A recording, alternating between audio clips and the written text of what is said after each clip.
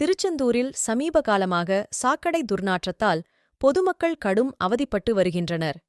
ஏன் இவ்வாறு துர்நாற்றம் வீசுகிறது என்பது பற்றி பொதுமக்கள் கூறுகையில், முன்பெல்லாம் இதுபோன்ற துர்நாற்றம் வீசுவது இல்லை. அக்காலத்தில் சில விவசாயிகள் அப்போதைய பேரூராட்சி நிர்வாகத்திடம் முறையான அனுமதி பெற்று திருச்செந்தூர் அரசு மருத்துவமனை பின்புறமுள்ள பிரதான சாக்கடை ஓடையில் தேங்கும் கழிவுகளை அவ்வப்போது அள்ளிச் சென்று தென்னை, வாழை, முருங்கை போன்ற பயிர்களுக்கு உரங்களாக பயன்படுத்தியதால் சாக்கடை நீர் தேங்காமல் காணப்பட்டது. அதிலும் குறிப்பாக காயாமொழி பகுதியில் விவசாயி ஒருவர் நூற்றுக்கணக்கான ஏக்கர் முருங்கை விவசாயம் செய்தார்.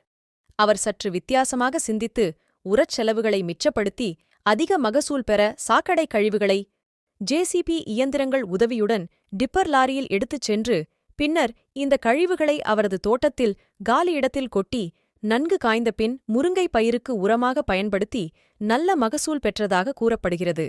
கடந்த சில வருடங்களுக்கு முன்பு அந்த விவசாயி விபத்து ஒன்றில் உயிரிழந்த காரணத்தால் சாக்கடை கழிவுகள் தற்போது திருச்செந்தூரில் கூட்டம் கூட்டமாக சேர்ந்து துர்நாற்றத்தால் பொதுமக்கள் கடுமையாக அவதிப்பட்டு வருவதாக கூறுகின்றனர்.